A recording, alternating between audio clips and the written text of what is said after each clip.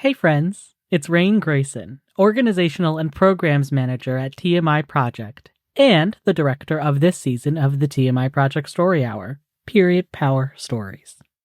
We wanted to let you know that while you can still most certainly listen to this special collection wherever you get your audio, it was specifically produced on video. We're trying to keep up with the times. That said, if sonic storytelling is your thing, feel free to stay here. Or you can come find us on YouTube at TMI Project. Either way, we're glad you're here, and thanks for listening. Or watching. Or both. The TMI Project Story Hour presents the Period Power Stories podcast, where we tackle taboos about periods one story at a time. All storytellers are members of the Kingston High School Period Power Club, a group dedicated to destigmatizing menstruation, raising awareness of period poverty, and inspiring action to ensure free menstrual products for all students. In 2023, club members took a 10-session TMI Project True Storytelling workshop and wrote about their own experiences with periods. Now, we're sharing these stories to continue the conversation. The views shared in this podcast are solely those of the subject and don't reflect the beliefs or opinions of TMI Project. This podcast is for entertainment and informational purposes only and is not intended to be a substitute for professional medical advice, diagnosis, or treatment. Oh, and a quick heads up for this episode, you're going to hear a couple of bleeps where we've censored out brand names. We want menstruators to use whatever works best for them, regardless of brand or product. Our main goal is to introduce some options that you may or may not be aware of. Enjoy!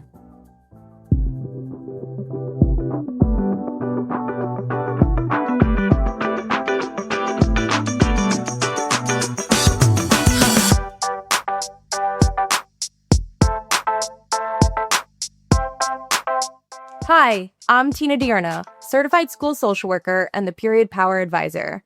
Buckle your period belt because today we're going to talk about toxins and chemicals in our period pads and tampons. But first, here is Domonique's story about how she got her period just a few days before her 13th birthday, and she was expected to go to a water park.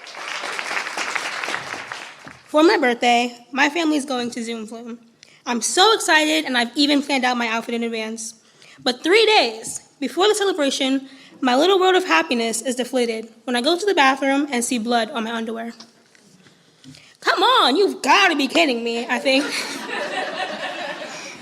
Cue the eye roll and a slight bit of panic. But nope, my body is not kidding. Now I'm mad. How dare my period interfere with my plans to go swimming? I do everything I can think of to make my period hurry up and finish. I drink extra water, more than the recommended 8 glasses a day. I exercise and I stretch. For the next 2 days, I go to bed earlier than usual. Will it work? The night before my birthday, I have an amazing slumber party with my sisters and my cousins. The next morning, I wake up a year older. I am now 13. I breathe in the morning air, feeling happy and content.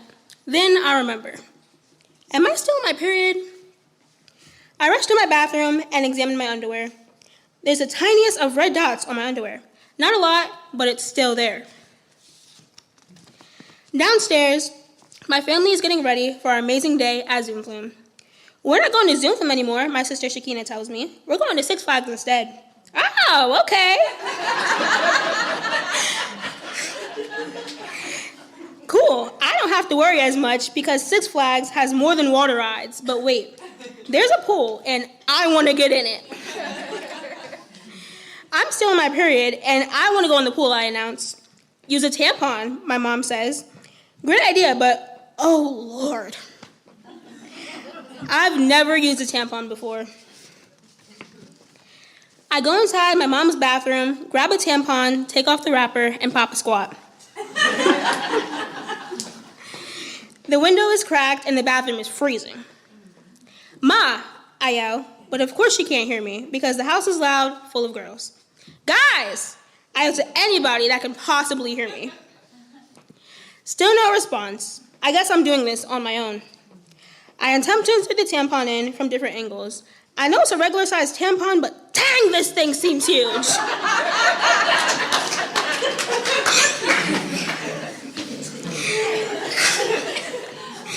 It's not working. This stupid thing hurts. I pull it out, and that hurts too. You good in there? My mom calls. Oh, so now you want to respond, huh? Mom, how do you put in a tampon because it's not working? I call back. I'm starting to get annoyed. Sit on the toilet and angle the tampon towards your belly button. The string should fall towards the back. And remember to breathe. Smell the roses and blow your candle. That's what my grandma taught me. Thanks, Mom. I throw away the first tampon, then try again with a new one. I angle it towards my belly, smell the roses, and blow out my candle. It's not going in properly, and it hurts, but I force it in anyway. I exit the bathroom, walking weirdly. My body is tense, my shoulders hunched, and I can't separate my legs too far. I feel like a penguin. Yeah, you got it, my sister Shakina yells, clapping her hands. I don't know how you guys wear these things, I say. Is it comfortable? My sister Destiny asks. Right, you shouldn't feel it, my sister Shakina says. I look at them like they lost their minds. I do feel it, and it hurts. There's hardly any blood. It's probably your last day, and you don't need a tampon. Why didn't you mention that? Shakina says. I don't know. Well, go take it out, my cousin says. I take the walk of shame back into the bathroom and pull the tampon out. Pulling it out for a second time is way more painful than the first. Thankfully, it does come out. Back in the kitchen with everyone, all I can do is laugh at the whole thing. So does my family, but I can't tell if they're laughing with me or if they're laughing at me. Turns out my period was already over. Oops. Maybe the exercises, stretching, sleeping, and water did help after all. Anywho, it all turned out fine, and I had an awesome birthday at Six Flags.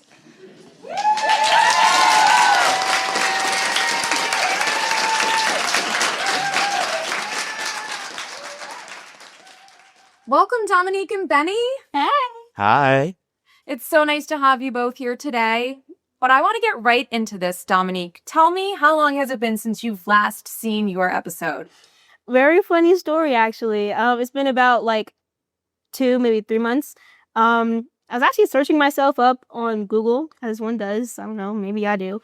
But I was searching myself up on Google, and I actually found the monologue. And I was like, oh, that's really cool. I'm on Google. I'm famous now. I have totally Googled myself many times, so I recommend that to most students.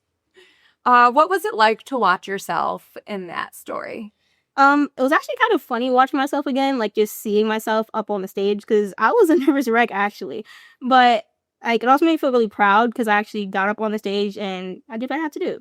Benny, there are many self-identifying guys in Period Power. So what inspired you to join Period Power? I remember coming into your office one day and you were like, oh, you should join Period Power, when I was trying to look for scientific STEM opportunities, some type of things in research.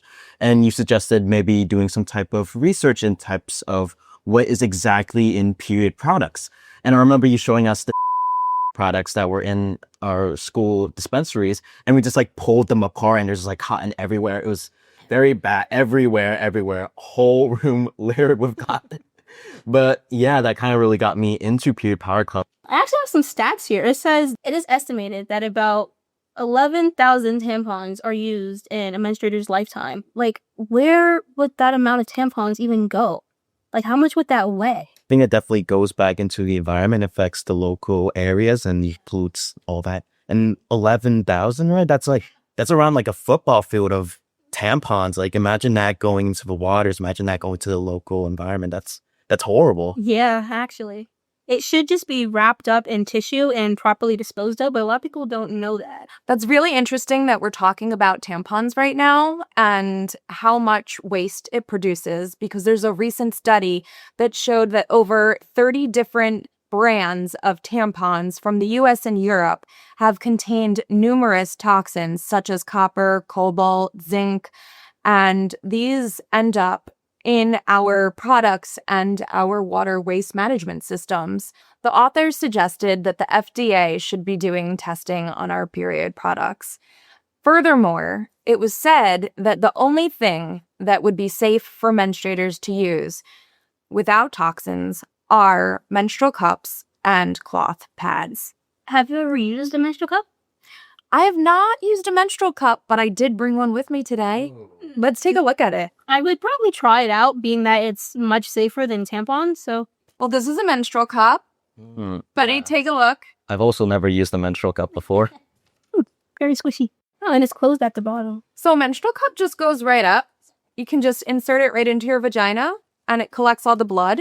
There's different sizes. So depending on what your period flow is, you would use a different sized cup. But I think menstruators should be made more aware of the potential risk and environmental impacts that using tampons and these products can have on them. It's surprising from that study that, a lot of people don't know this. From our experience, I know that when we were talking about they hide most of their ingredients, most of their products behind purposeful packaging designs, or even just not listing it in general. I think we need to hold these people responsible for their actions, and they need to have some type of regulation that prevents things like this from happening.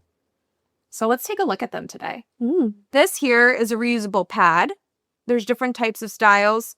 This is a little reusable pad bag you can carry around with your products. These are made from Days for Girls. And it's an organization that makes these for menstruators in both the US and all over the world. So this just goes right into your underwear. It snaps across, so you have wings as well. And this pad goes right in. They also make these in different sizes. So I'm going to send that around. Feel it. It's nice cotton. So just like very stylish, I see. I like that it snaps. I won't move around anywhere. Yeah. See? Very snazzy. So what do we think about these? I like them. I can't use them. They look very stylish. They're pretty cool. I feel like, Benny, in terms of being environmentally friendly, and you really wanting to keep waste out of our waterways, these are two ways of doing it in our community by using menstrual cups and reusable pads. So that's about all the time we have for today. But before we go, Domonique, how have you grown over the last year? I feel like I've been much better at public speaking. And I've gotten a lot more comfortable with speaking on periods. I've always been comfortable in talking about it, but I've just been 10 times more comfortable. I don't care where we are, who you are. Let's talk. Sit down, let's talk. And I've been really helpful lately. Actually here in Kingston at Soda's Kitchen, the tampon box. Yeah. Been going over there donating some stuff that I don't really need or I don't use. So I've been trying to help end the period poverty of people not having access to it. So I feel like I've really grown more in that way. Thank you so much for doing that. It's really important to make sure other people have period products. And I love when you come in to make period bags and then you walk them over to Tilda's. And Benny, our last question for you. How do you feel about, or what can you do to hold governments and local officials accountable for period regulations?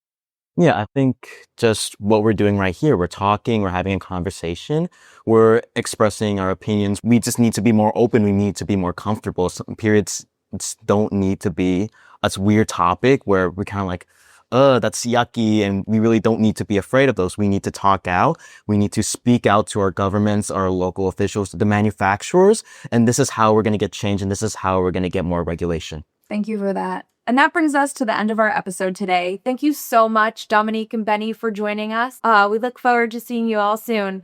Thanks. That's it. Bye. Bye. Thank you for joining us for this episode of the TMI Project Story Hour presents the Period Power Stories podcast. If you like what we're doing, please subscribe, rate, and leave us a review wherever you get your podcasts. It really helps. TMI Project is available to offer true storytelling workshops and performances for your school and workplace. To learn more or to support our work, you can find the details at tmiproject.org. This episode was produced in partnership with HUDSY and Kingston High School's Period Power Club. It was written and produced by Hayley Downs, Raine Grayson, and Pfeil. All episodes are shot and edited by HUDSY. Special thanks to our partners for their generous support of this work. The Hudson Valley Foundation for Youth, the Rowley Foundation Fund for Women and Children, and the Stavros Niarchos Foundation. We couldn't do it without you.